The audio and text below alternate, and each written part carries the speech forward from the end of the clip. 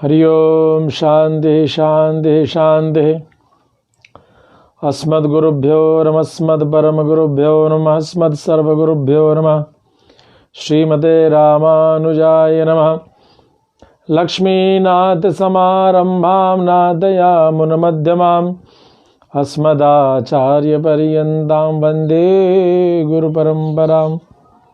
यो नित्यमच्युतपदाम्बुजयुग्मरुक्म व्यामोहतस्ततितराणि तृणाय मेने।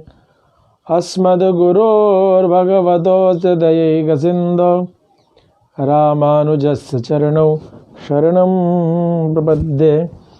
श्रीवेङ्कटेशचरणाम्बुजराजहंसं श्रीवानशैलमुनिवर्यपदाब्जभृङ्गं श्रीशालग्रामगुरुवर्यतनूजरत्नं श्रीकेशवार्यपदपङ्कजमाश्रयामि। वसुदेवसुतं देवं कंसचाणूरमर्दनं देवकी परमानन्दं कृष्णं वन्दे जगद्गुरुं। प्रेम से बोलो वृंदावन बिहारी लाल की जय। भाष्यकार श्री रामानुज स्वामी जी महाराज की जय। श्रीमान बालक स्वामी जी महाराज की जय। जय जय श्री राधे श्याम। भगवत बंधुओं, आप सभी देख रहे हैं वृंदावन धाम से चल रही प्रचारित श्रीमद् भगवत गीता के ऊपर प्रवचन श्रृंखला को, जिसमें आज हम सभी दूसरे अध्याय के 58वें श्लोक से प्रवचन को श्रवण करेंगे। 57वें श्लोक में हम सभी ने सुना कि जो सभी प्रकार से सभी पदार्थों में स्नेह से रहित है, उदासीन है और प्रिय पदार्थों के संयोग वियोग रूप शुभ अशुभ को पाकर हर्ष और द्वेष से जो परे है, वही स्थित प्रज्ञ है। अब 58वें श्लोक में भगवान अर्जुन को क्या उपदेश देते हैं, आइए इसे हम सभी श्रवण करें।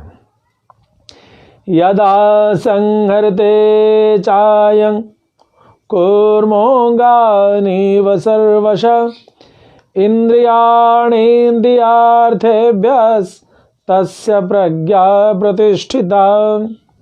अर्थात यदा संहरते चायम, जैसे कछुआ अपने अंगों को समेट लेता है। कछुआ क्या होता है, जब अनुकूल वातावरण होता है तो अपने शरीर को फैलाता है और प्रतिकूल में अपने अंगों को समेट लेता है। वैसे ही यह पुरुष या साधक क्या करे कि सब ओर से अपनी इंद्रियों को इंद्रिय के विषयों से समेट लेता है, तभी उसकी बुद्धि स्थिर होती है। बुद्धि पर कार्य करने के लिए जो बुद्धि है, निर्णयात्मिका है, यही निर्णय लेती है जिसके पीछे ये 10 इंद्रियां चल पड़ती हैं। तो अब इस बुद्धि पर यदि नियंत्रण करना है तो उसका सूत्र क्या है? रामानुज स्वामी जी इस पर प्रवचन देते हैं। यदा इंद्रियाणि इंद्रियार्थान स्पष्टुम उद्युक्तानि तदा एव कूर्मः। अर्थात जब इंद्रियां इंद्रियों के विषय को भोगने के लिए उद्यत हों, आंखों को प्रिय कोई चीज जो आपको आंखों को आकर्षित कर रही हो वो सामने हो और आंखें खिंची जा रही, आवश्यकता नहीं है लेकिन खिंच रही हैं। कर्ण कुछ ऐसी चीजों को सुन बैठी है जो कान उधर सुनने के लिए लालायित हो रही है। जिह्वा किसी चीज को देख करके लार टपक रहा है, स्वाद लेने की इच्छा जागृत हो रही है, आवश्यकता नहीं है लेकिन यह जिह्वा उधर की ओर आकर्षित हो रही है। ये नासिका, यद्यपि हम स्वस्थ हैं, सब कुछ से संतुष्ट हैं, आवश्यकता नहीं है, मगर कोई सुगंध आने पर यह नासिका उस ओर आकर्षित हो रही है, आंदोलित हो रही है, व्याकुल हो रही है। वो क्या सुगंध है, देखें तो सही। जब ऐसी स्थिति हो तो कहते उद्युक्तानि तदा एव कूर्मः। तो जैसे कूर्मा अंगानी इव इंद्रियार्थेभ्य सर्वशः, जैसे कछुआ अपने अंगों को प्रतिकूल होने पर सिमट लेता है, ठीक उसी प्रकार से विषयों की ओर आकर्षित होने पर इंद्रियां जब अपने विषयों की ओर आपको आकर्षित कर रही हो, प्रबल वेग हो रहा हो, तो उसी समय इंद्रियों को शमन करने की आवश्यकता होती। कहते हैं इंद्रियार्थेभ्यः सर्वशः प्रतिसंहृत्य मन आत्मनि एव स्थापयति सोपि स्थित प्रज्ञा। और इस प्रकार से इंद्रियों के विषयों से मन को सब प्रकार से हटाकर केवल आत्मा में जो स्थापित कर लेता है वही स्थित प्रज्ञ है, उसे ही प्रज्ञावान कहा जाएगा। तस्य प्रज्ञा प्रतिष्ठिता, उसे ही कहा जाएगा कि इसकी प्रज्ञा स्थिर हो चुकी है। इस प्रकार से जो पिछले श्रृंखला में आपने 3 की चर्चा सुनी और यह चौथा श्लोक यानी 55, 56, 57, 58, इन चारों श्लोक में 4 तरीके की ज्ञान निष्ठा की चर्चा आई है। एवं चतुर्विधा ज्ञान निष्ठा पूर्व पूर्वोत्तरोत्तर निष्पाद्या इति प्रतिपादितम। पहला पहला है और पिछला पिछला है, इस प्रकार से, यानी पहला ज्यादा कठिन है, उससे सरल दूसरा, उससे सरल तीसरा और उससे सरल चौथा, इस प्रकार से समझना चाहिए। इदानीं ज्ञान निष्ठाया दुष्प्रापताम तत्प्राप्ति उपायम च आह। अब भगवान कह रहे हैं कि ज्ञान निष्ठा की दुर्लभता और उसकी प्राप्ति के उपाय अब अगले श्लोक में भगवान उपदेश करेंगे। कैसे हम ज्ञान निष्ठा की प्राप्ति करें, उसका विधान क्या है, उसका सूत्र क्या है, उसका तरीका क्या है।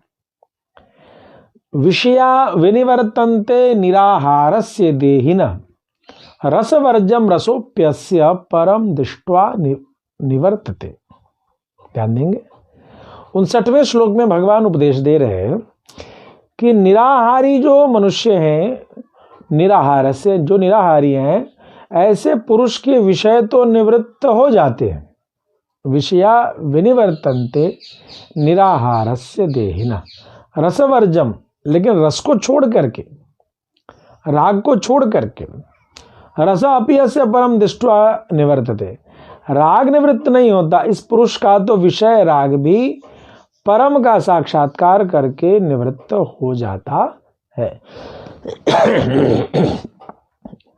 अब देखिए यहां समझना पड़ेगा, इंद्रियाणाम आहारो विषया।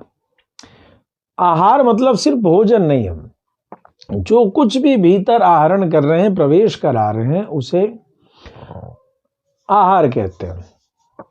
इंद्रियाणाम आहारो विषया, अर्थात इंद्रियों का जो आहार है वह विषय है। विषय का तात्पर्य जो सुगंध हम नासिका से ले रहे हैं वह भी आहार है, जो दृश्य हम दर्शन कर रहे हैं वह भी आहार है, कान जो सुन रहा है शब्द ध्वनि वह भी आहार है, जीवा जो स्वाद ले रही वह तो आहार है ही, त्वचा जो कोमल और कठोर चीज का स्पर्श की अनुभूति देती है, स्पर्श करने योग्य जो वस्तु है वह भी आहार है। तो इस प्रकार से आहार की चर्चा करते हैं कि इंद्रियाणाम आहारो विषया, इंद्रियों का आहार क्या है, तो विषय।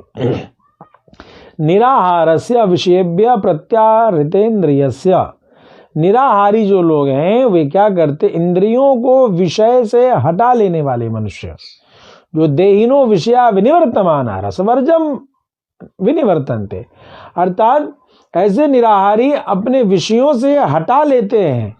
मनुष्य के विषय तो छूटते हैं मगर रस के भी ना छूटते हैं, रस लगा रह जाता है। तो ये रस क्या, रसवर्जम, रसवर्जम यानी रस को छोड़ करके विषय से मन हट गया, विषय से इंद्रियों को भी संकुचित कर लिया गया, लेकिन रस रह गया। ये रस क्या है, तो रसो राग, विषय रागो न निवर्तते इत्यर्था। रस का मतलब राग है, आसक्ति है, ये आसक्ति रह जाती है, जो आसक्ति छूटती नहीं है। राग अपि आत्मस्वरूपम विषयेभ्य परम सुखतरम दृष्ट्वा विनिवर्तते। अब ये जो राग है, आसक्ति है, वो कैसे छूटेगा, तो आत्मस्वरूपम, यदि आत्मा के श्रेष्ठतम सुंदर सुखमय स्वरूप का दर्शन हो जाए तो विषयेभ्य परम सुखतरम, अन्य 10 इंद्रियों के जो 10 विषय हैं, इन 10 विषयों से भी परम सुखतर जो आत्मा की अनुभूति का जो विषय है, उस अनुभूति की आत्म साक्षात्कार की जब तक दर्शन जैसे हो जाती है, जैसे ही जब वो दर्शन होती है, तो वह विनिवर्तते, अर्थात परम आसक्ति का भी नाश उस समय हो जाता है।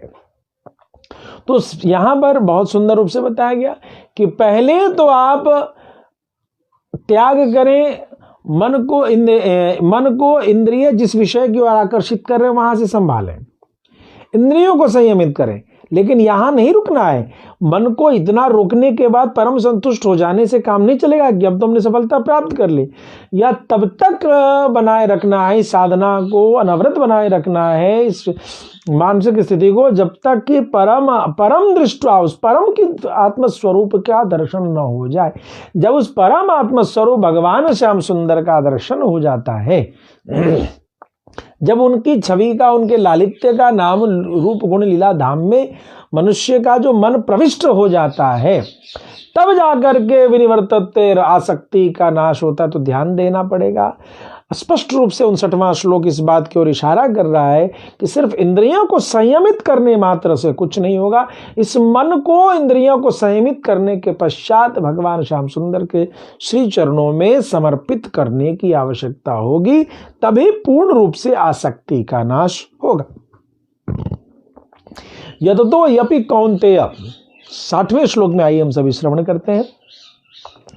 भगवान आगे कौन सा रहस्य कह रहे हैं? तो यततो यपि कौन्तेय पुरुषस्य विपश्चित इंद्रियाणि प्रमाथीनि हरन्ति प्रसभं मनः। हे अर्जुन, यत्न करते हुए बुद्धिमान पुरुष के भी मन को ये प्रबल इंद्रियां बलपूर्वक हर लेती हैं। हमने इंद्रियों से मन को हटाया, इंद्रिय के विषयों से मन को हटाया और मन को गोविंद के चरणों में लगाने के लिए तत्पर है। तो ये बात कितनी सहज है? तो भगवान अगले श्लोक में कहते इतनी सहज नहीं है प्यारे। ध्यान देना, आत्मदर्शनेन बिना विषय रागो न निवर्तते। जब तक आत्मदर्शन न हो तब तक विषय राग का नाश नहीं होता है। मतलब कि मन को संयमित करके गोविंद के चरणों में लगाने की चेष्टा तो हमने प्रारंभ कर दी, लेकिन जब तक प्रीति की उत्पत्ति नहीं होगी, जब तक उस प्रेमा भक्ति की प्राप्ति नहीं होगी, तब तक सावधान रहने की आवश्यकता है।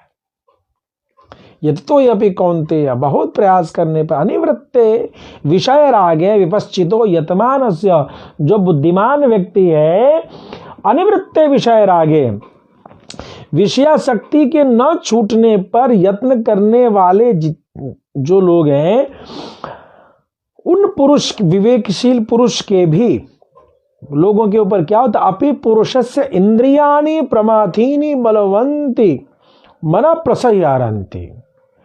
निरंतर प्रयास करने वाले जो विवेकशील पुरुष के भी मन को मथ डालती है बलवती इंद्रियां, बलपूर्वक अपनी ओर, अपने विषयों की ओर आकर्षित, बलवंती मनः प्रसह्यहरन्ति, मन को अपनी ओर खींच लेती है। एवं इंद्रिय जय आत्मदर्शनाधीना, इस प्रकार से जब तक आत्मा का दर्शन नहीं होगा तब तक मनुष्य इंद्रिय के अधीन होगा।